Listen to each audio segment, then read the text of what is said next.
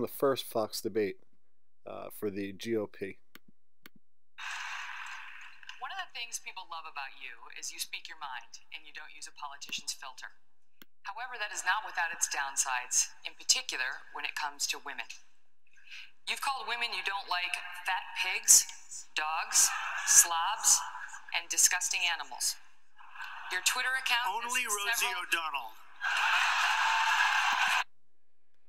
So Donald Trump is just creaming his opposition from everybody from Ben Carson, who's actually starting to creep up, but also, Carly Fiorina, and the whole slew of incumbent politicians that are governors and senators like Huckabee and Jeb Bush. So what's going on, and why is America taking to Donald Trump so well? Now, the talking heads and the pundits in Washington just can't figure out what the Trump factor really is. It's going to come down to something very similar to why Howard Stern became as popular as he did.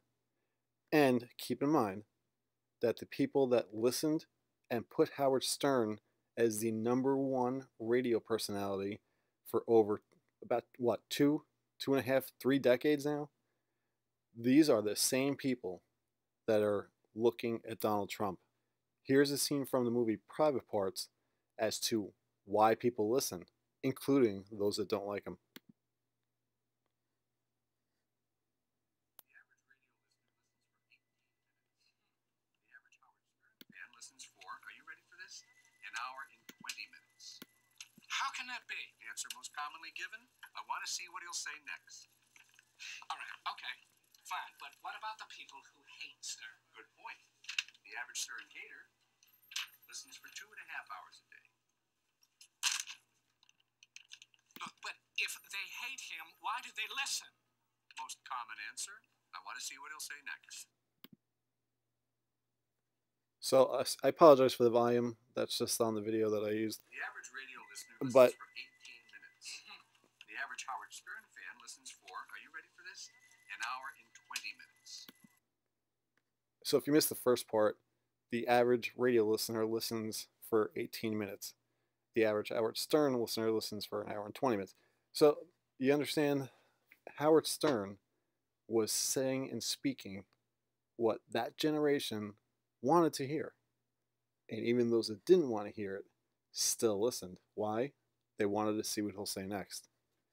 Is that much different than Mr. Trump? It's the same generation, basically, that put Howard Stern into his popularity position. So again, we're looking at a figurehead that a generation, and I think it's the Generation Xers, forgive me if I'm off on that, but I believe it's the Generation Xers, or XYs, or whatever they were called, or the Millennials. But they were that group, born around 1965 to 1975, that group, they're all in positions at this current time of influence, of financial power in a lot of cases. Many are professionals that you go to, physicians, lawyers, uh, chiropractors, architects, engineers, the gamut, including all the trades. So, your heating, air conditioning specialists, anybody, electricians, plumbers, all those guys, they're all listening to Donald Trump. He is speaking what is on the minds of most Americans, even though he knows he's politically incorrect. He doesn't care. And guess what? Neither does the rest of the country at this current time that's listening. And if they do care, guess what? They're still listening. That's why his ratings are up. His ratings will continue to go up so long as he keeps speaking what's on the general population's mind. And the general population is the same population that used to, or still does, listen to guys like Howard Stern. So that, I believe, is the Trump factor. And I believe, if I'm not, I'm usually pretty right about this, I believe Trump will get to at least the top 3. And I don't see anybody really strong enough at this point to overtake him for the Republican ticket. Now, I could be dead wrong. Chris Christie could shoot up in the polls. Chris Christie is another strong personality, and he actually answers questions very well under the gun.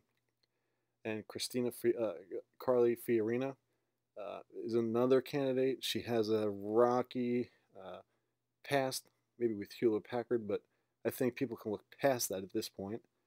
And the only incumbent candidate I could possibly see, would be Ted Cruz. I don't know that he'll make it as far, but he may. So those are people to look for in the Republican side. As far as Democratic side goes, they don't have it. They don't have a prayer. Hillary Clinton is just impossibly embedded with the email scandal. That's only getting worse. Trey Gowdy is going to be interviewing her on October 22nd under subpoena, under oath. She has to testify. So there's a lot of things going on that I could be doing tons of videos on, but the information is just too scattered right now, too fractured for me to even put out a video, because I don't like putting out videos that are not factual